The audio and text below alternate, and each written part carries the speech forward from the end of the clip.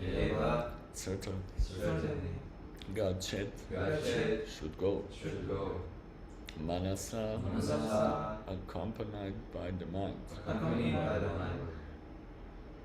Indriyai, and the senses. Cha, also. Translation and purport by His Divine Grace, Srila A.C. Bhaktivedanta Swami Srila Prabhupada Ki Jai. However, O King, if a yogi maintains a desire for improved material enjoyments, like transference to the topmost planet, Brahmaloka, or the achievements of the eightfold perfections, travel in outer space with the Vaihayasas, or a situation in one of the millions of planets, then he has to take away with him the materially molded mind and senses. Purport. In the upper status of the planetary systems, there are facilities thousands and thousands of times greater for material enjoyments than in the lower planetary systems. The topmost planetary systems consist of planets like Brahmaloka and Dhruvaloka, the pole star, and all of them are situated beyond Maharloka. The inhabitants of these planets are empowered with eightfold achievements of mystic perfection. They do not have to learn and practice the mystic processes of yoga perfection and achieve the power of becoming small like a particle, anima siddhi, or lighter than a soft feather, laghima siddhi. They do not have to get anything and everything from anywhere and everywhere, prapti siddhi, which means they don't have to go anywhere to get any of these things. They can just get it by desiring it.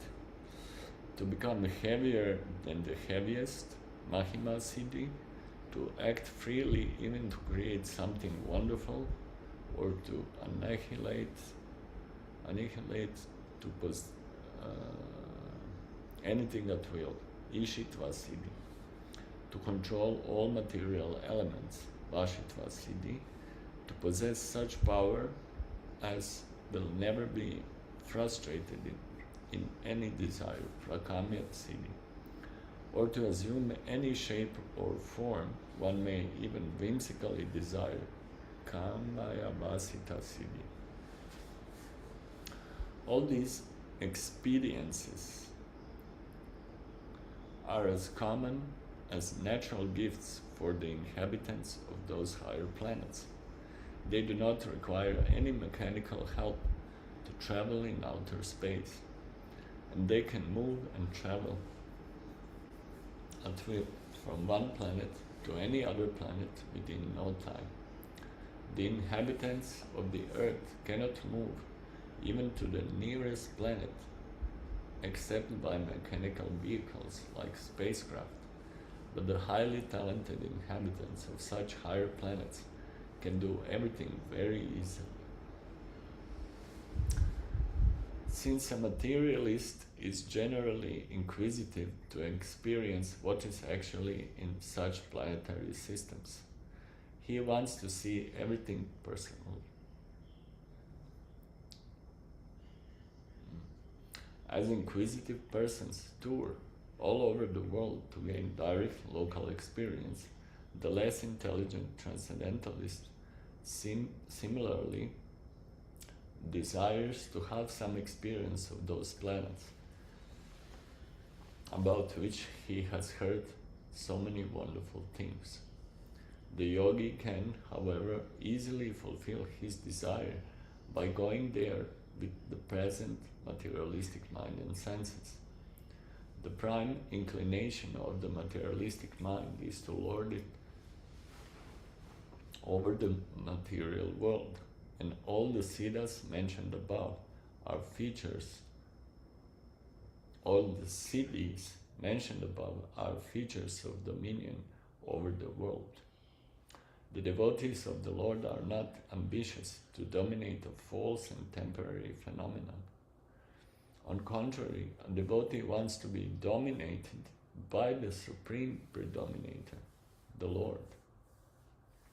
A desire to serve the Lord, the supreme predominator, is spiritual or transcendental, and one has to attain his purification of the mind and the senses to get admission into the spiritual kingdom.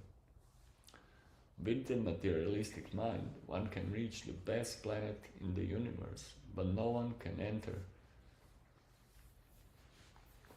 into the kingdom of God. Senses are called spiritually purified when they are not involved in sense gratification. Senses require engagements, and when the senses are engaged totally in the transcendental loving service of the Lord, they have no chance to become contaminated by material infections.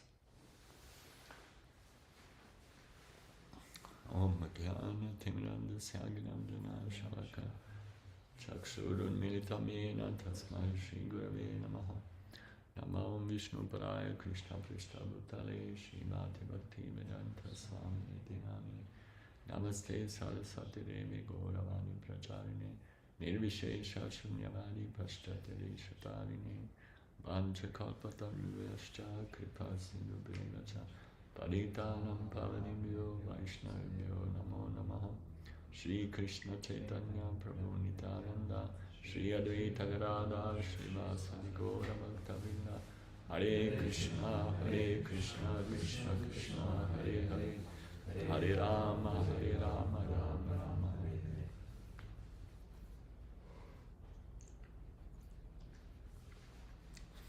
Namo Vishnu Paraya Krishna Prishta Bhutale Srimad Bhakti Vedanta Swami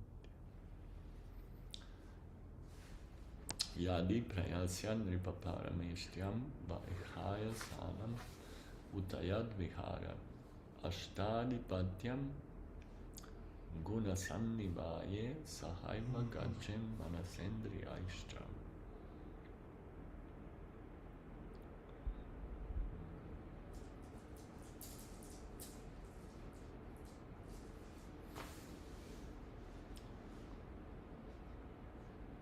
So, in this verse we are learning a little bit about Vedic cosmology, different planets, residents.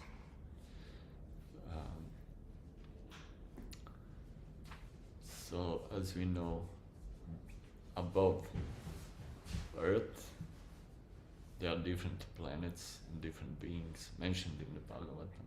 I personally don't know much about these Charanas, Vidyadharas, and I think Siddhas, maybe. Yeah.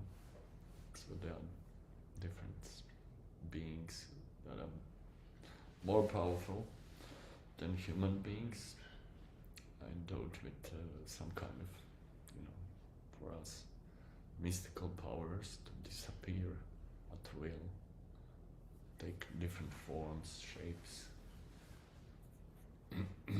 and still higher than these, you can call some kind of lower demigods, like Charanas, Vidyadharas. They are devatas, like principally like main demigods that are famous as Surya, Chandra, Yamaraj, what else? Indra, Vayu, yeah. So their residence is called Svargaloka, especially in Indra. We have one devotee here. Indra means the king. So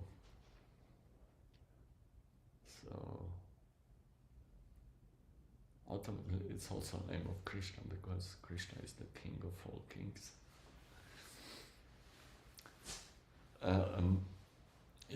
So its residence of demigods is called Svarga Loka. Svarga means like a heavenly area. And somebody can think, demigods are very powerful, they have a lot of influence. They are also known as officially devotees of the Lord, practically. Even in Nectar of Devotion, Rupa Goswami and Srimad Prabhupada list them as situated in Dasya Rasa, which means if you're not kind of at least a little bit or quite a lot Krishna conscious, you cannot assume that position. So these demigods are now very special position. Yeah. But Svarga Loka, it's all the demigods have praise for being situated in good conduct and everything, and power, receiving the mercy of the Lord and influence. Still they are higher beings than them. So this here, I think, in the proportional Prabhupada mentions next instance, next level is which Loka? After Svarga Loka, what comes next? No, it's Mahar Loka. Mahar Loka means rishis. Rishis that are kind of grihastha rishis. And dominant or the main rishi in Bhagavad Gita, Krishna says, among rishi I am. Who? Rishi. It's Bhrigu. Yeah.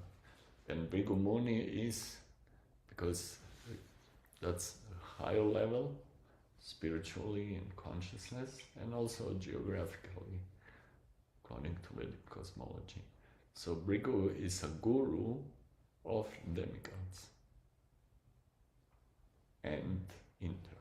And we know this story when Indra disrespected his guru, so he had to leave his position. There are different histories of it. Yeah. So these rishis, they are very much free from material anxiety. Actually, they are very, very Krishna conscious. According to Sri Brihad Bhagavatamrita of Sanatana Goswami, these rishis, they are constantly performing yagyas, fire sacrifices, and I don't know if you're familiar with fire sacrifices. There's, at the beginning of the ceremony, there is a ritual and mantras performed where you are kind of inviting the Lord into the fire to accept the offering. And that's what devotees do. So fire is a medium for offering to Krishna. So for Krishna it's not a problem to accept any offering through any other media. Just like Srila Prabhupada used to say that God is everywhere, so why not in the temple? So in the temple, Krishna assumes the form of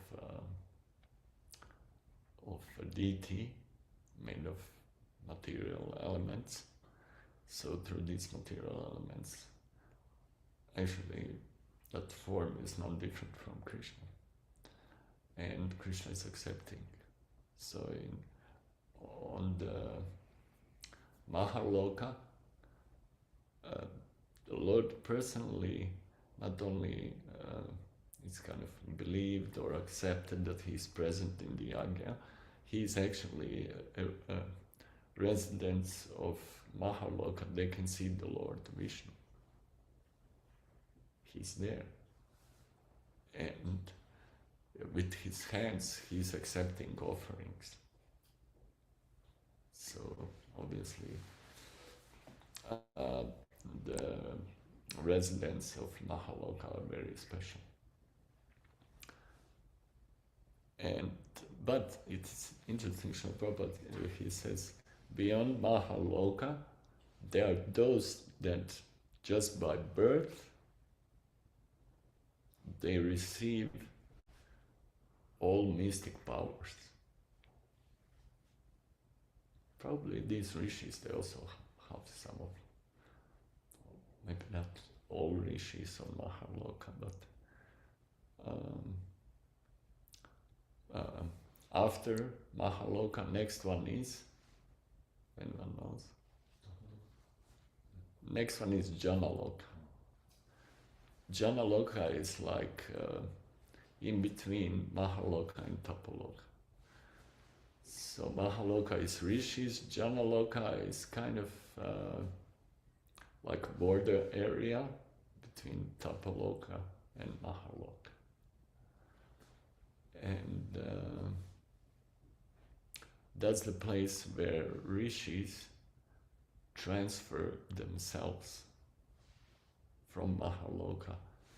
They go to Janaloka at the time when the universe is scorched by the fire coming from the bottom of the universe during annihilation. So even on Mahaloka, sufferings, material pains are not there. The only suffering, according to 5th canto, I remember that rishis on Mahaloka, they are feeling compassion for living entities that suffer continuous pains and, repeated birth and death. We can just imagine how these rishis see things that are going on the planet Earth. Of course, their lifespan is much bigger, but for them it's like just these people are just suffering and toiling, and they live very short life, and they don't achieve much, and then they die, and it's just, of course, there are other versions. If somebody takes to Krishna consciousness, then in that very short lifespan, one can go back to Godhead. That's the potential of human form of life. So this Janaloka is the place where rishis,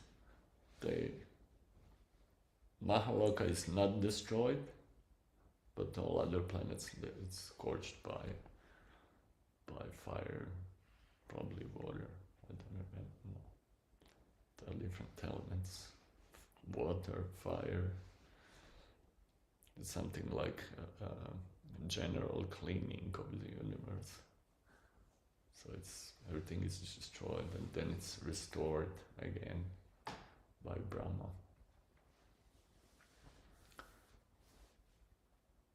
And on Janaloka, residents of Mahaloka, they sometimes meet residents of Tapaloka. Tapaloka, anyone knows any examples? Living beings from Tapaloka. Well, it sounds like very austere place. Tapasya, like a prison. But actually, Tapaloka is even better than Mahaloka, where the rishis live in prosperity, of course, but they are all like brahmanas.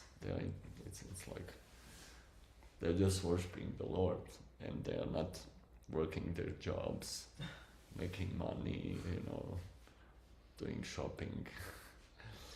They live in, the higher we go, living entities live in better prosperity because their consciousness. Srila Prabhupada explains that in Easy Journey to Other Planets.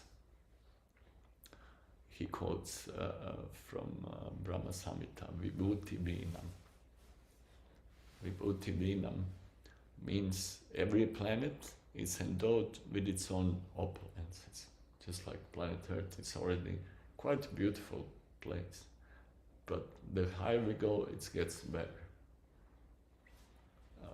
Svargaloka is much better climate, better health, better, everything is better. And then you go Maharloka. But then when you go to Rishi Loka, which is Tapaloka, 4 Kumaras are there. And at least there's one more Rishi, which is kind of mentioned in scriptures. His name is Pipalayana Rishi.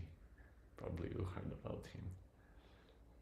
That verse, Iti Shodashakam Nam Nam, Kali Kalmashanashanam, Nantach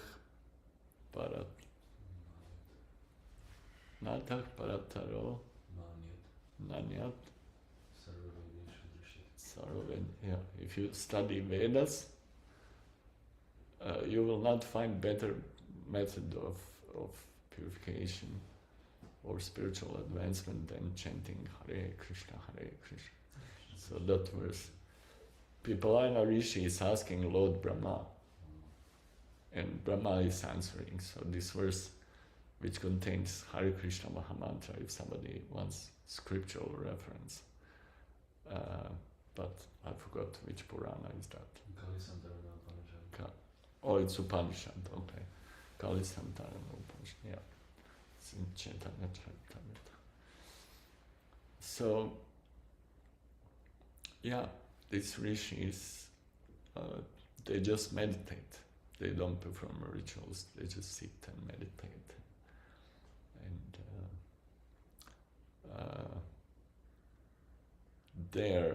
their minds are totally free from distractions.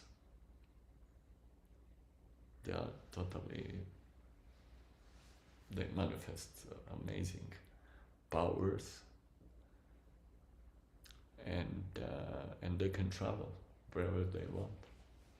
They can fly in the sky, just like this word here, Vaihayasanam, living entities. I was researching a little bit, and it looked like Vaihayasas can refer to anyone who can fly in the air or in the sky. So, it's very interesting. According to Vibhuti Binam principle, basically, according to your consciousness, you receive a certain destination and you get certain facilities. And the better your consciousness, you get better facilities in this world.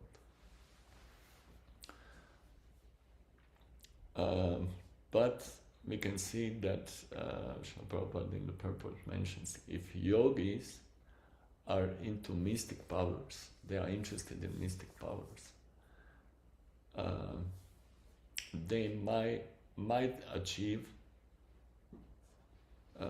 birth, or sometimes even go to places where these living entities are there, but they may not achieve the ultimate goal which those living entities are actually aspiring for. And that is going back home, back to Godhead. So these are all options offered to different living entities in this world.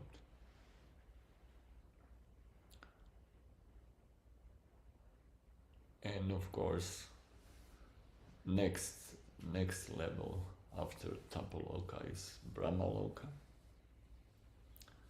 which means Brahma with his followers. And there are also all kinds of Brahmas, basically quite advanced living entities that live on Brahma's planet. That's also described in scriptures, and second canto specifically. Those who consider Brahma the supreme being, they cannot go into Vaikuntha. They have to take birth again in the material world and operate under Brahma again. But those who understand that Brahma is the servitor of the Supreme Lord, they go back to Godhead. At the end of Brahma's life, and that's a long period, which means that they are also living such a long lifespan. So it's very interesting how it works.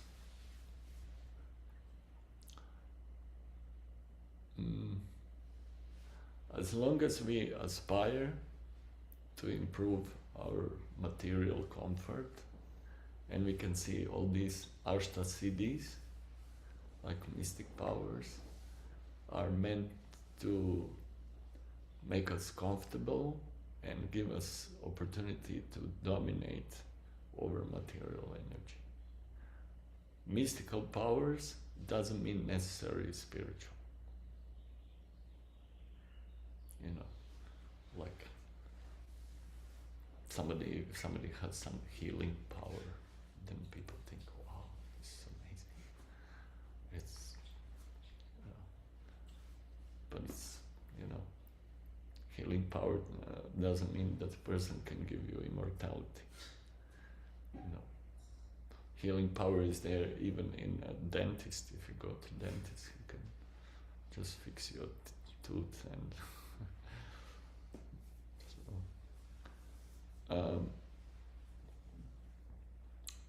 but all these mystic powers, they are not spiritual. They are just facilities given to qualified people to dominate over material nature, and they are also limited.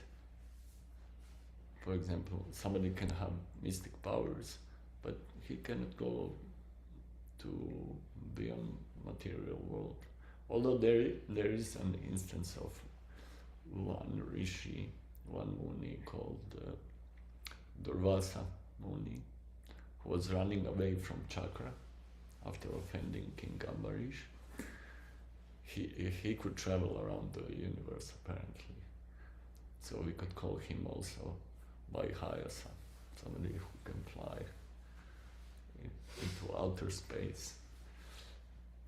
But eventually he, according to Srimad Bhagavatam, he ended up even in Vaikuntha Loka to take shelter of Vishnu because Chakra was scorching him, He wanted to avoid the reactions from offending a pure devotee. And but he couldn't stay there. So it looks like sometimes you can go, but you don't stay. Or another example, which we can remember from the third canto, 4 Kumaras were banned from entering Vaikuntha by Jaya and Vijay, and the rishis cursed Jaya and Vijay, but after that they didn't enter, they returned back. So it's interesting, although their consciousness is very much elevated. That doesn't mean that, without visa, practically you cannot go to Vaikuntha. Without extra special visa, you cannot go to Goloka Vrindavan, which is even more secret place in the spiritual world. Prabhupada also mentions that. When we go to America, there's a procedure how to go there. So you have to qualify. There's a process how to qualify from that. That's why Srila Prabhupada was mocking the idea of going to the moon. He was ridiculing that. In those days, that was quite a brave statement. Nowadays, I think at least half people in America don't believe that NASA went to the moon. There are all kinds of conspiracy theories which might be quite true, or some parts of those theories are totally fantastic speculations. So we shouldn't rely too much on them. But Srila Prabhupada said, just on the basis of scriptures, we know that they haven't gone to Chandraloka. They might have gone somewhere else. But Chandraloka is definitely not just barren sand and rocks, no life, everything is dead. Because it doesn't make any sense. It is known that moon has a great power. Even scientists are ascribing how do you call this, tide in the oceans? They're ascribing it to the changes of the moon. And it's well known that moon influences, according to Ayurvedic science, influences the vegetation and fruits, vegetables. If the vegetation is exposed to the moonshine also, not only sunshine, it becomes more tasty. Some quality is increased. That's why a lot of this food which is produced in pools, with electric neon light, it's kind of totally there's no taste. This fruit or tomato never saw sunshine, never saw the moonshine. So we are thinking that we can outsmart natural arrangements given by Krishna. But actually we are getting low-class food, which is not even healthy for us. So we have to qualify it. And at the end of this verse, Sahaiva Gachen Manasendriyashta. As long as somebody maintains a desire for improved material enjoyments, he has to take away, which means when we leave the body, a materially molded mind and senses. That's also in Bhagavad Gita. Krishna explains that the living entity carries conceptions from one lifetime to another. So the best course of action is actually, instead of trying to change our material position, improve material comfort or domination over material energy, is to actually to become pure devotee and become free from contaminations of the mind and sense. What is the famous contamination of the mind and senses? Most kind of. Lust. Yeah.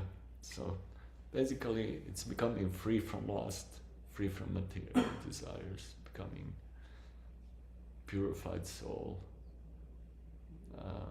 Krishna conscious being who wants to serve Krishna, wants to serve devotees. Basically, that's Vaikuntha mentality.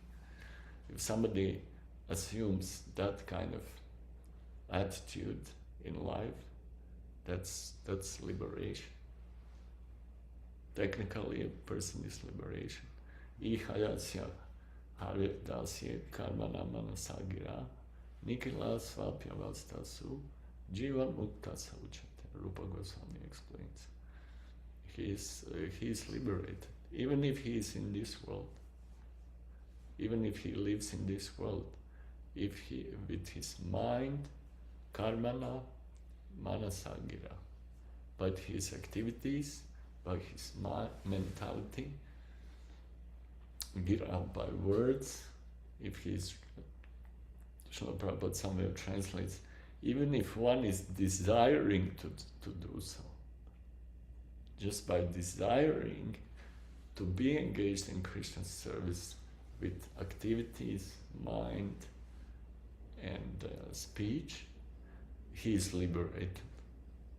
So it's not like geographical liberation, you're not transferred outside of the universe, but you are free practically.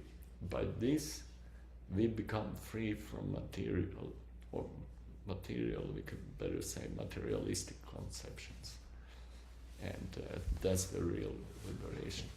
Practically, for devotee who thinks in such a way, whether he is liberated or not, it doesn't matter. That's another thing in Brihad Bhagavatam, which Shiva was in discussion with Gopkumar. Lord Shiva says, when we talk about Vaishnavas, we don't make any distinction whether they are in this world or they are in the spiritual world, like Vishnu Dutas or residents of any other planet, Ayodhya, Goloka. Vaishnavas are Vaishnavas, they are totally beyond.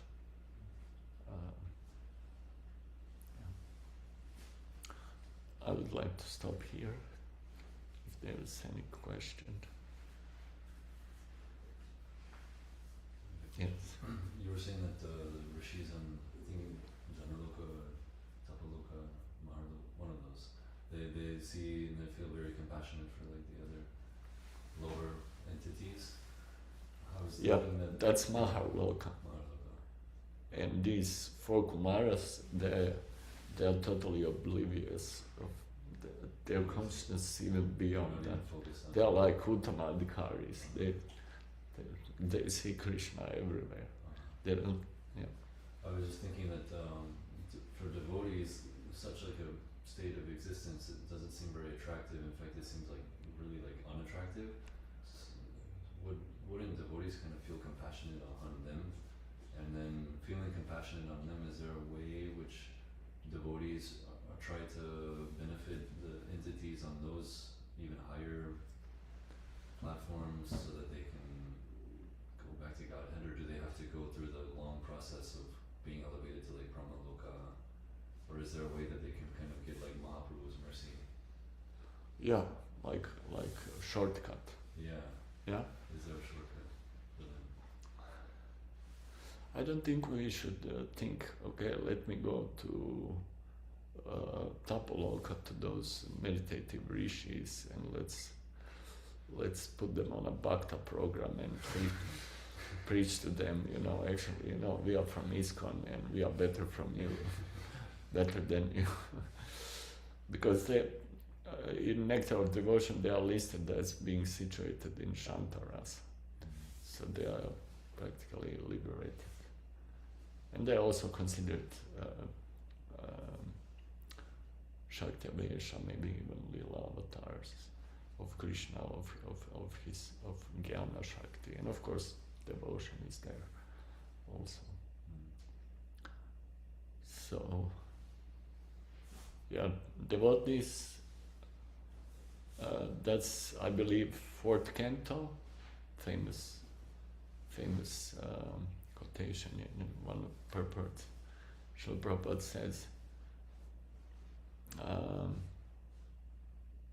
if somebody performs perfectly his prescribed duties within Varnashrama Dharma for 100 lifetimes, which means no mistakes, when you are Grihastha, Shudra, Kshatriya, you do everything perfect, you don't make any mistakes, you don't kill somebody unintentionally like Maharaj Dasharatha.